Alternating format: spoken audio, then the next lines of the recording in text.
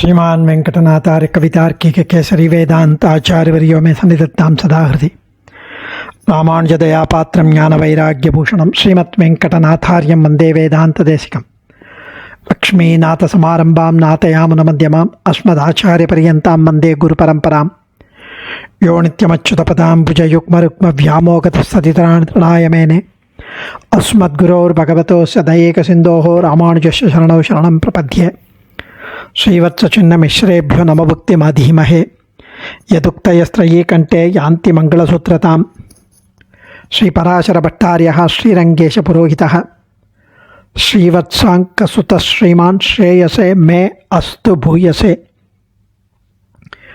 சுவாமி ஸ்ரீ பராசர பட்டருடைய ஸ்ரீ ரங்கராஜஸ்தவம் என்ற ஆச்சரியமான ஸ்ரீ ரங்கநாதனை பற்றிய ஸ்தோத்திர கிரந்தம்.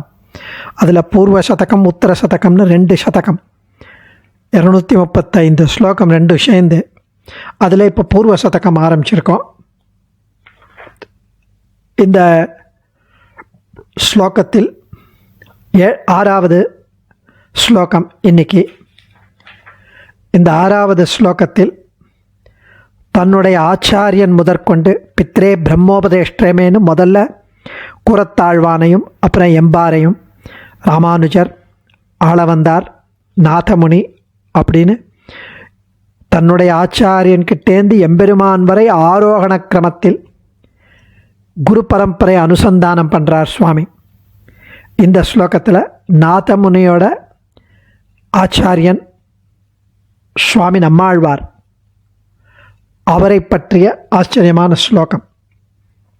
6வது ஸ்லோகம்.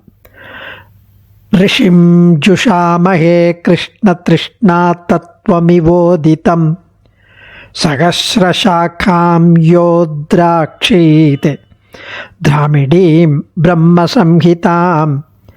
ऋषिं जुषामहे कृष्णतृष्णा तत्त्वमिवोदितं सहस्रशाखां योद्राक्षीत् द्रामिडीं ब्रह्मसंहितां. இதன் மூலம், இந்த ஸ்லோகம் மூலம் நம்மாழ்வாரை துதிக்கிறார் சுவாமி. தனக்கு எம்பெருமானை அடைய வேண்டும் அப்படின்ற ஒரு ஆவல், ஒரு பக்தி, ஒரு பிரீத்தி, ஒரு அன்பு, ஒரு அப்படிப்பட்ட அந்த ஆசை, அந்த அந்த துவரை, ஒரு இன்டென்ஸ் டிசையர், அது மட்டும் இல்லாமல் அது ஒரு பக்கம். கலியினுடைய இன்ஃப்ளூயன்ஸ்னால, கலியுகத்தின் கலியின் வலிமையினால் தன்னை பற்றாமல் நிற்பவர்களையும் தன்னை பற்றச் செய்ய வேண்டும் என்பது பகவானின் ஆவல். ஸோ நம்மாழ்வாருக்கு எம்பெருமானை அடையணும்னு ஒரு ஆவல், பெருமாளுக்கு தன்னை பற்றாமல் நிற்கும் மீதி ஜனங்களையெல்லாம் தன்னை பற்ற வைக்க வேண்டும் என்று ஒரு ஆவல். நம்மாழ்வாரும் வேணும், மீதி பேரும் வேணும்னு ரெண்டும் சேர்ந்து நம்மாழ்வாருடைய பக்தி, உலகத்தில் இருக்கிற கிருஷ்ண பக்தியெல்லாம் சேர்த்தா என்ன வடிவமோ, அந்த கிருஷ்ண பக்தி உலகத்தில் இருக்கிறதெல்லாம் என்ன ஒரு உருவமாக வருமோ, அதுதான் நம்மாழ்வாரின் திருமேனியம். இவை இரண்டும் சேர்ந்து ஒரு வடிவமாக வந்ததோ என்று நம்மாழ்வாரின் திருமேனி. பகவத் அனுகிரகத்தால் மயர்வர மதிநலம் பெற்ற ஆழ்வார், பகவத் கருணையால் உபனிஷத்துகளின் சாரமான திருவாய்மொழி என்னும் 1000 தமிழ் பாசுரங்களை பகவான் கண்ணன் மீது உள்ள பிரியத்தினால் அருளி செய்கிறார்.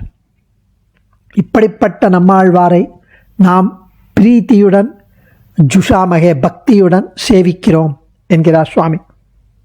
ரிஷிம் ஜுஷாமகே கிருஷ்ண திருஷ்ணா தத்துவம் விவோதிதம் சகஸ்ர சாகாம்ய யஹ அத்ராக்ஷீத் திராமிடீம் பிரம்மசம்ஹிதா. இதில் ஸ்ரீமன் நாதமுனிகளுக்கு ஆச்சாரியன் சுவாமி நம்மாழ்வார். அதுவும் யோக தசையில் சுவாமி நம்மாழ்வார் நாதமுனிகளுக்கு உபதேசம் பண்ணார். அந்த கதை நமக்கு தெரியும். 12,000 தடவை கண்ணினுன் சுருத்தாம்பை அதை சொல்லி ஜபித்து நம்மாழ்வார் சாட்சாத்கரித்து, அவர் மூலம் நம்மாழ்வாருடைய பாசுரங்கள் மட்டுமல்லாமல் 4000 திவ்ய பிரபந்தத்தையும் சுவாமி நாதமுனிகளுக்கு அருளி செய்தார். மனத்தளவில் டவுன்லோட் பண்ணிட்டார். ஸோ ரிஷிம் ஜுஷாமகே கிருஷ்ண திருஷ்ணா தத்துவம் விவோதிதம் சகஸ்ர சாக்காம் யோ திராட்சித் யஹ அத்ராட்சித் திராமிடீம் பிரம்ம சம்ஹிதாம் யஹ எந்த நம்மாழ்வார் சகஸ்ர சாக்காம் 1000 பாசுரங்களை கொண்ட திராமிடீம் திராமிடம் தமிழ் திராமிடம் தமிழில் அமைந்த பிரம்ம சம்ஹிதாம் பரமாத்மாவை பற்றியதான திருவாய்மொழி என்ற சம்ஹிதா பாகத்தை, வேத சம்ஹிதா மாதிரி திருவாய்மொழி என்கிற சம்ஹிதா பாகத்தை பரமாத்மாவை பற்றியதான அத்ராட்சித் கண்டு வெளியிட்டார். தம் அத்தகைய கிருஷ்ண திருஷ்ணா தத்துவம், கிருஷ்ண அந்த கண்ணபிரான் திறத்தில், திருஷ்ணா பேராவல் கொண்டு, பேராவல் என்ற தத்துவம் உண்மையே உதித்தம் உருவெடுத்து வந்தது போல, தத்துவம் இவ அந்த உண்மையே உதித்தம் உருவெடுத்து வந்தது போல, உருவெடுத்து வந்தது என்று முடிவு கட்டக்கூடிய, அதுதான் உருவெடுத்து வந்ததோ என்று நம்ம எஸ்டாப்ளிஷ் பண்ணுற அளவு மகரிஷியான நம்மாழ்வார் ரிஷிம் ஜுஷாமகே பிரீத்தியுடன் பக்தியுடன் சேவிக்கிறோம் என்கிறார். அதாவது எம்பெருமான் கண்ணபிரானிடம் பேரன்பு கொண்டவர் ஆழ்வார். பேரன்பு, அவ்வளவு ஒரு ஆவல், ஆசை. கண்ணபிரான் அவருடைய அவதாரம் முடிஞ்சு திருநாட்டுக்கு எழுந்தருளின பிறகு இவர் கொஞ்ச நாட்கள் கழிச்சு இவர் பிறந்திருக்காராம். ஒரு சில தினங்களுக்கு முன் நான் பிறந்திருந்தால் கண்ணனை பார்த்திருக்கலாமே, சேவிச்சிருக்கலாமே அப்படின்ற திருவுள்ளத்தில் தமது பாசுரங்கள் மற்றைய எம்பெருமான் அவதாரங்களை விட கண்ணனுடைய அவதாரங்கள், கிருஷ்ணாவதாரம் அடிக்கடி அனுசந்திப்பார் சுவாமி நம்மாழ்வார். கண்ணனிடம் அவ்வளவு ஆவல் இவருக்கு. அந்த விடாய், அந்த ஒரு ஆவல், அந்த பேராவல், அதுக்கு ஒரு உருவம் கொடுத்தால் அதான் நம்மாழ்வார். வியாசர், பராசரர், போதாயனர், ஆபஸ்தம்பர், சுகர் அவர்களை போன்று இவரும் ஒரு மகரிஷி. அது எப்படி சொல்லலாம் அப்படின்னா, இதிகாச புராண பாஞ்சராத்திரம் இவைகளால் வேதங்களுக்கு ஏற்பட்ட விளக்கங்களை விட, இதிகாசம் புராணம் பாஞ்சராத்திரம் இதெல்லாம் வேதங்களுக்கு விளக்கம் சொல்லித்து, அந்த விளக்கங்களை விட நம்மாழ்வார் செய்த அருளி செய்ததனால் வந்த விளக்கம், அதனுடைய தெளிவு, அதனுடைய கிறிஸ்டல் கிளியர் கிளாரிட்டி, அன்ஆம்பிகுவஸ் கிளாரிட்டி வேற எதுலேயும் வராது. உடன்மிசை உயிரென கரந்தெங்கும் பரந்துளன் சரீர ஆத்ம பாவத்தை இதைவிட அழகா அந்தர்பகிஷ்ச தத் சர்வ வியாபிய நாராயணஸ்திதா அதை அப்படியே தமிழ்படுத்தினார். அதனால்தான் வேதாந்த தேசிகன் தெளியாத மறைநிலங்கள் தெளிகின்றோமேனார். தெளியாத மறைநிலங்கள், தெரியாத புரிஞ்சு கொள்ள முடியாத உபனிஷத் வாக்கியங்கள், இந்த பாசுரங்கள் திவ்ய பிரபந்தங்களை கண்டு தெரியாத மறைநிலங்கள் இதனால தெளிகின்றோமேனார். அதனால் நாராயண கதாம் இமாம் என்று தொடங்கி நாராயணன் கதையை ஏதோ ஒரு இடங்களெல்லாம் காட்டினார். 1.25 லட்சம் ஸ்லோகம் கொண்ட மகாபாரதத்தில் வியாசர் ஏதோ நாராயண கதாம் இமாம்னு ஒரு சில இடத்துல நாராயணன் கதையை சொன்னார். இவர் எப்படி அத்தனை 1000 பாசுரம் ஒவ்வொன்றுத்துலேயும் பெருமாளை பற்றி அதாவது இங்கே அப்படி கிடையாது. அர்த்த பஞ்சகம் தவிர வேறு எதுவும் இல்லை. மிக்க இறைநிலையும் மெய்யாம் உயிர்நிலையும் தக்க நெறியும் தடையாகி தொக்கியலும் ஊழ்வினையும் வாழ்வினையும் ஓதும் குறுகையர்கோன் யாழினிசை வேதத்தியல்னு பட்டரே சொன்ன மிக்க இறைநிலை. அந்த அர்த்த பஞ்சகம் ஜீவாத்மா, பரமாத்மா, உபாயம் அதாவது வழி, உபேயம் அதாவது பலன், அதற்கு அந்த பலனை அடைவதற்கு அந்த உபாயத்தை செய்வதற்கு ஏற்படும் தடைகள், இந்த 5 தான் அர்த்த பஞ்சகம். இதைத்தான் இங்கே தெரிவிக்கிறார். இது மட்டும்தான் இங்கே தெரிவிக்கிறார். சகஸ்ர சாக்கோபனிஷத் சமாகமம், 1000 கிளைகள் கொண்ட உபனிஷத், அதுக்கு ஈக்குவல் இது தமிழ் உபனிஷத்.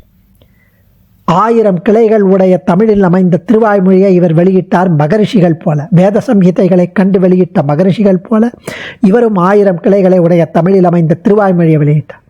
திருவாய்மொழியில் உள்ள ஒவ்வொரு பாசுரமும் ஒவ்வொரு வேத சாக்கை கிளை போன்றது. மேலும் ஆழ்வார் 4 திவ்ய பிரபந்தங்கள், 4 வேதம், திருவிருத்தம், திருவாசிரியம், பெரிய திருவந்தாதி, இதெல்லாம் ரிக், யஜுர், அதர்வணம் இது மாதிரி. ஆனால் சாமவேதம் 1000 சாக்கை கொண்டது. அது சகஸ்ர வர்மா சாமவேதகான்னு மகாபாஷ்யக்காரர் சொன்னபடி சாம சாக்கைகளை கொண்டது போன்றது திருவாய்மொழி. மற்றைய வேதங்களில் அன்று கிடைக்கும் சம்ஹிதைகளை கணக்கிட்டு கூறினார் பதஞ்சலி. நவதா ஆதர்வணகா ஏகசதம் அத்வர்யுஷாக்காக ஏகவிம்சதி பாரத்வாஜம்னு அன்று கிடைக்கும் சம்ஹிதைகளை கணக்கிட்டு கூறினார். அந்த எண்ணிக்கை இவரது அருளிச் செயல்களுக்கு ஒத்திருப்பதால் அவைகளைப் போன்று இவையும் சர்வ வேத சாக்கைகளையும் ஆழ்வார் தமது திவ்ய பிரபந்தங்கள் மூலம் விளக்கினார் என்று ஆயிற்று, ஈக்குவல் ஆயிற்று. ஸ்ரீமன் நாதமுனிகளுக்கு ஆழ்வார் யோக தசையில் ஆவிர்பவித்து அவைகளை வெளியிட்டார்னு ஏற்படுகிறது. திராமிடி அத்ராக்ஷித்னா கண்டு வெளியிட்டார். இப்படியே பொருள் கொண்டு வேத சம்ஹிதைகளை எப்படி நித்தியங்களோ அப்படியே திருவாய்மொழியும் நித்தியம். ஏன்னா அதுவும் ஓரான் வழி வந்தது, இதுவும் ஓரான் வழி வந்தது. அதுவும் அந்த ரிஷிகள் ரிவீலாகி வந்தது. ரிஷிகளுக்கு அவளுடைய யோக தசையில் அந்த வேதங்கள் உபனிஷத்துக்கள் அப்படியே கண்டு வெளியிட்டார்கள். அதே மாதிரி நம்மாழ்வார் இவருக்கு யோக தசையில் நாதமுனி கண்டு உபதேசம் பெற்று வெளியிட்டார். அதுவும் கண்ணன் கிட்ட எவ்வளவு அனுபவிக்கிறார் சுவாமி. பத்துடை அடியவர்க்கு எளியவன் பிறர்களுக்கு அரிய வித்தகன் நம் மலர்மகள் விரும்பும் நம் அரும் பெறல் அடிகள் மற்றொரு கடை வெண்ணெய் களவினில் உரலிடை ஆப்புண்டு எத்திரம் உரலினோடு இணைந்திருந்து ஏங்கிய இழிவே. அந்த களவினில் உரலிடை ஆப்புண்டு வெண்ணெயை திருடி அந்த உரலில் கட்டுப்பட்டுண்டு எப்படி உரலோட கட்டுப்பட்டு இருந்த சர்வேஸ்வரா சுவாமி நம்மாழ்வாரை அனுபவித்து பாடி அந்த க்ஷணமே மூர்ச்சை அடைஞ்சு 6 மாத காலம் கழித்து சுய நினைவுக்கு திரும்பினாராம். எத்திரம் எத்திரம் எத்திரம் அப்படின்னு. எத்திரம் உரலினோடு இணைந்திருந்து ஏங்கிய எளிவே. அவருடைய சற்சிஷ்யரான ஸ்ரீ மதுரகவி ஆழ்வார் தேவும் மற்ற அறியாதவராய் இருந்தாலும் தம்முடைய சதாச்சாரியன் திருவுகப்பு அவருடைய நம்மாழ்வாருக்கு திருவுகப்பு. அதனால பாவின் இன்னிசை பாடி திரிய புறப்படும் முன்னால் கண்ணினும் சிறுத்தாம்பினால் கட்டுண்ண பண்ணிய பெருமாயன் என்ற அந்த பரம்பொருளின் சௌலபியம் வெளிப்பட்ட சன்னிவேசத்தை பாடிய பிறகே ஆச்சாரியன் விஷயமாக பாடினார். எத்திரம் எத்திரம்னு ஆச்சரியப்பட்டு சாதித்தபடி அப்படி இருந்தவர் நம்மாழ்வார். அதுவும் சிவந்த தாமரை கண்ணனாய் இருக்கும் எம்பெருமானுடைய அனந்தமான திருக்கல்யாண குணங்களை தம் வாயால் புகழ்ந்து பேசி அவனுடைய திவ்யமங்கள விக்கிரகத்தை தூப தீபங்களால் அவனுக்கு ஆராதனை செய்து ஆச்சரியமாக அனுபவித்தார் நம்மாழ்வார். அப்படிப்பட்ட நம்மாழ்வார் ஆழ்வாரைப் போல கண்ணனை நாமும் அனுபவிக்கலாம்.